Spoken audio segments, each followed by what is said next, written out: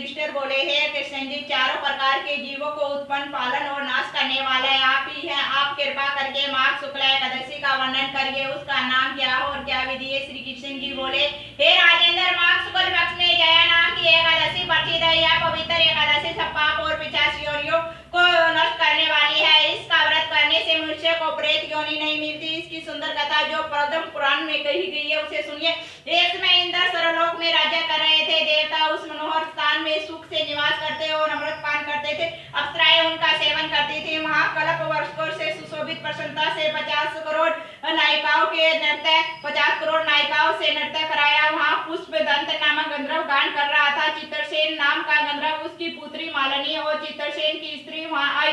मालिनी का पुत्र पुष्पवान और पुष्पवान का पुत्र माल्यावान था। पुष्पवती नाम की गंधर्वी माल्यावान गंधर्व पर मोहित हो गई। कामदेव के पहने बाणों से उसका शरीर घायल हो गया। उसने अपने सुंदर स्वरूप, भाव और कटाक्ष से माल्यावान को वश में कर लिया।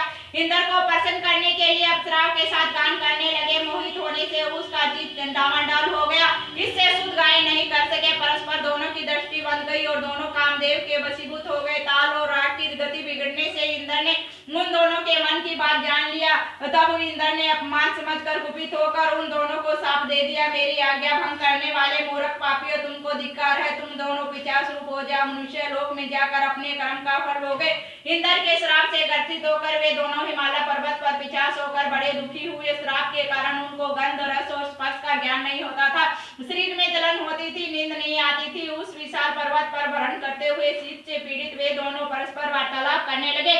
पिशाच शीत से पीड़ित होकर अपनी स्त्री से बोला, हमने ऐसा कौन सा दुखदायी पाप किया है जिस दुष्कर्म से हम दोनों को पिशाच योनि प्राप्त हुई है। मैं पिशाच योनि को कठोर और निंदित नरक समझता हूँ, इसलिए किसी प्रकार पाप नहीं करना चाहिए। इस प्रकार वे दुख से घबराकर चिंता करने लगे। देव योग से माघ शुक्ला एकादशी आ गई। तिथियों में श्रेष्ठ जया नाम की प्रसिद्ध तिथि आ गई।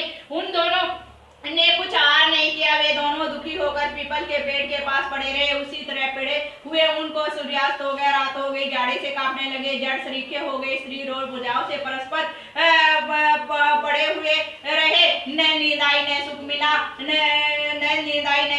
हे राजन, इस प्रकार इंद्र के श्राप से पीड़ित उन दोनों दुखियों की रात्रि बड़े कष्ट से बहती हुई, परंतु एकादशी के व्रत और रात्रि में जागरण करने से उन दोनों को व्रत के प्रभाव से जो फल मिला उसे सुनो। हे नरकते जय, एकादशी का व्रत करने से और विष्णु के प्रभाव से द्वादशी के दिन दोनों पिशाच योनि से छूट गए। पुष्पवती और माल्यावान पहले की तरह रूपवान, स्नेहयुक्त और आभूषणों से सुशोभित हो गए। वे दोनों विमान में बैठकर इंद्रलोक को गए और इंद्र के सम्मुख प्रसन्नता से प्रणाम किया। उनको पहले की बाती देखकर इंद्र को आश्चर्य हुआ। इंद्रियों को आश्चर्य हुआ। इंद्र बोले कि किस पुण्य के प्रभाव से तुम्हारी पिशाच योनि दूर हुई है, किस देवता ने तुमको मेरे श्राप से छुड़ाया है। माल्यावान बोला, वासुदेव जी की कृपा से और जया एकादशी के व्रत से हमारा श्राप मोचन हुआ है। फिर इंद्र बोला, एकादशी का व्रत और विष्णु जी की भक्ति करने से तुम पवित्र हो गए। जो मनुष्य शिव जी और विष्णु जी की भक्ति में लीन है वे निसंदेह हमारे ही पूज्य और वंदनीय है। अब पुष्पवती के साथ स्वर्ग में सुख से विहार करो। इसलिए जया एकादशी का व्रत जो कोई श्रद्धा से करता है वह करोड़ों कल्प तक वैकुंठ में आनंद करता है। करोड़ों कल्प तक वैकुंठ में आनंद करता है। बोलो विष्णु भगवान की जय। बोलो विष्णु भगवान की जय।